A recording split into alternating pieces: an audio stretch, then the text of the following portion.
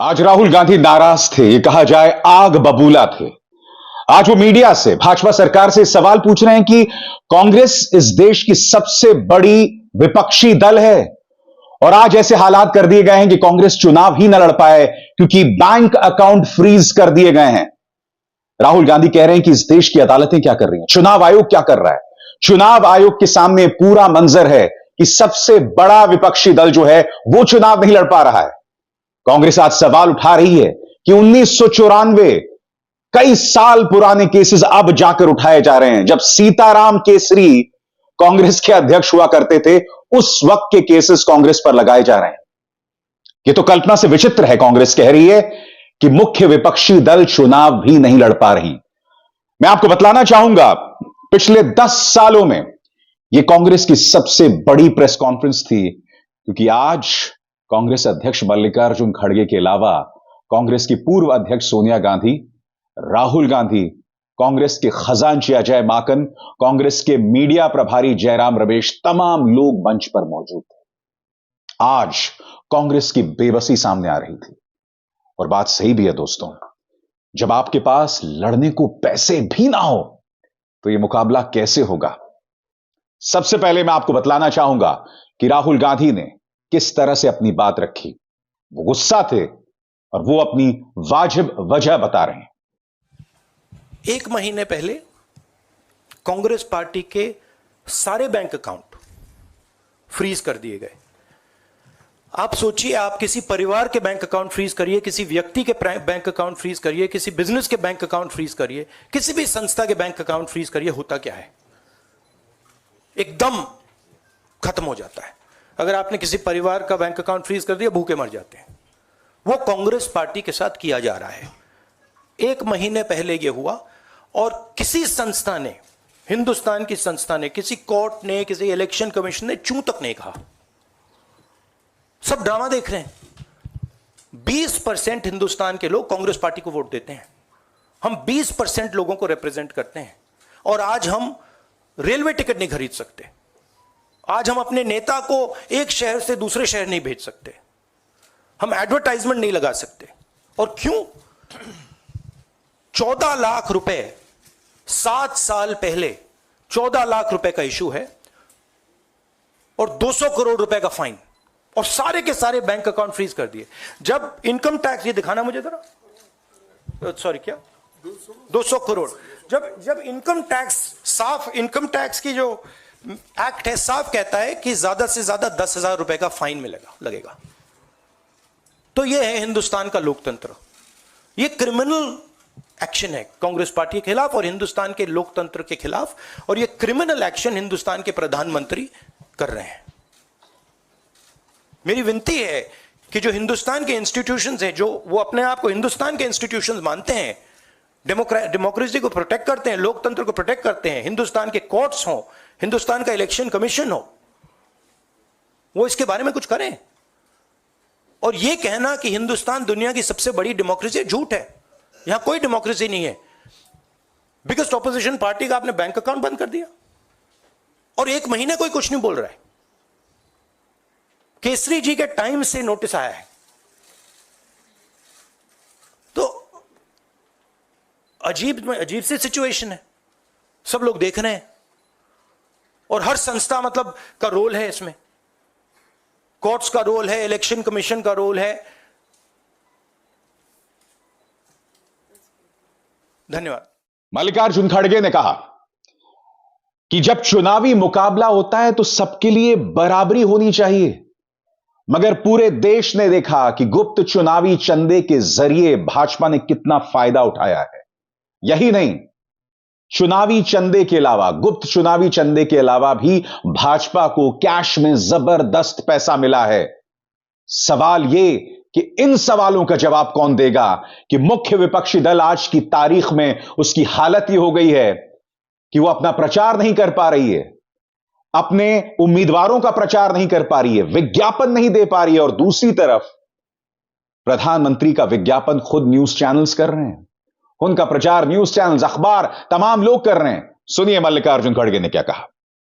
सभी के पास समान रूप से संसाधन हो, ये नहीं कि जो सत्ता में है उनका रिसोर्सेस पर मोनोपोली हो, ये नहीं कि उनका मीडिया पर एक अधिकार हो, ये नहीं कि सत्ताधारी दल का संवैधानिक तथा न्यायिक संस्था जैसे आईटी, ईडी, इलेक्शन कमीशन, इन अपने दूसरे ऑटोनमस बॉडीज पर प्रत्यक्ष अथवा परोक्ष नियंत्रण हो। दुर्भाग्य से जो पिछले दिनों में सुप्रीम कोर्ट के हस्तक्षेप के बाद जो इलेक्टोरल बॉन्ड, चुनावी चंदा बॉन्ड के बारे में जो तथ्य निकलकर सामने आए वो बहुत ही चिंताजनक है, शर्मनाक भी है, क्योंकि इससे हमारे देश के छवि को ठेस पहुंची है। हमारे देश ने पिछले 70 सालों में निष्पक्ष चुनाव और स्वस्थ लोकतंत्र की छवि बनाई थी, उस पर प्रश्न चिन्ह आज उठ गया है।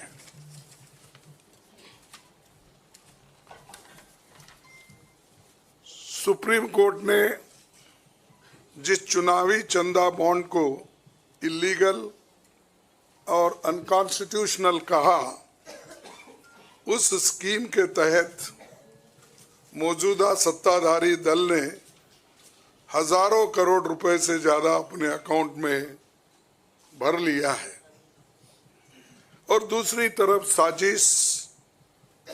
साजिशन मुख्य विपक्षी दल का बैंक अकाउंट फ्रीज कर दिया गया है ताकि हम पैसों के अभाव में बराबरी से चुनाव ना लड़े और ना लड़ पाए। ये सत्ताधारी दल द्वारा एक खतरनाक खेल है। इसके दूरगामी प्रभाव होंगे, क्योंकि अगर डेमोक्रेसी को इस देश में बचाना है तो लेवल प्लेइंग ग्राउंड होना चाहिए। ऐसा भी नहीं होना चंद देशों में चुनाव हो रहे हैं, 99% वोट एक ही आदमी ले रहा है। ऐसा आपको तो मालूम हो गया रिसेंटली किन किन देशों में ऐसा हुआ है। तो ये सत्ताधारी दल द्वारा एक खतरनाक खेल खेला गया है।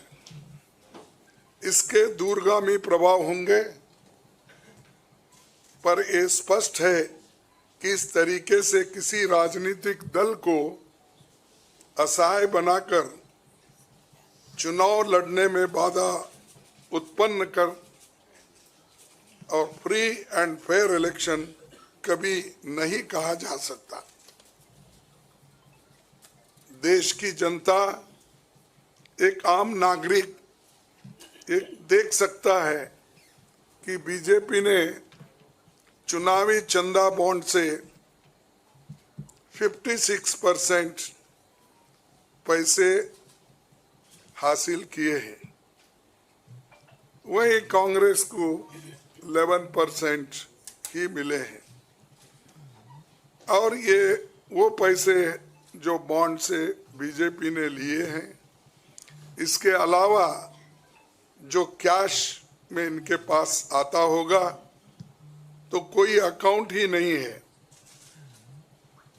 आप इनके खर्चे देखिए, हर तरफ इनका एडवर्टाइजमेंट लगा है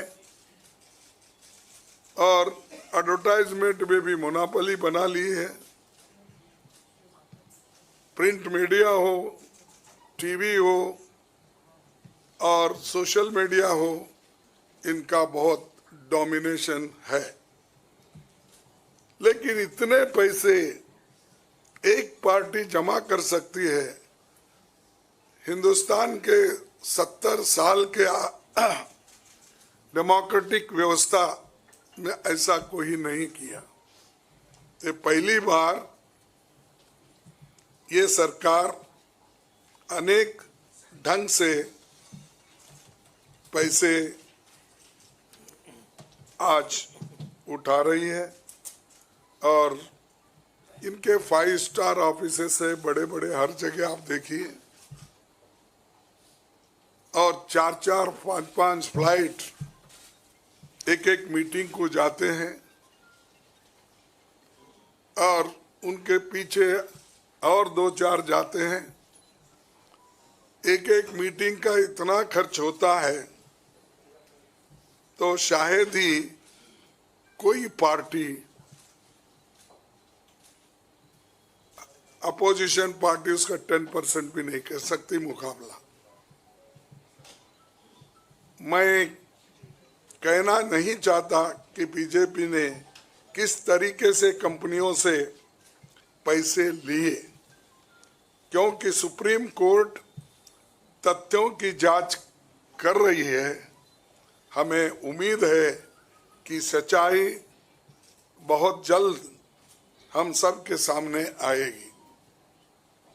और अंत में मैं देश के संवैधानिक संस्थाओं से अपील करता हूं कि अगर वो फ्री एंड फेयर इलेक्शन चाहते हैं तो हमारी पार्टी को बगैर किसी रोक टोक से बैंक अकाउंट्स का इस्तेमाल करने दे और जो इनकम टैक्स का क्लेम है वो अंततः कोर्ट के निर्णय के अनुसार सेटल हो जाएगा। राजनीति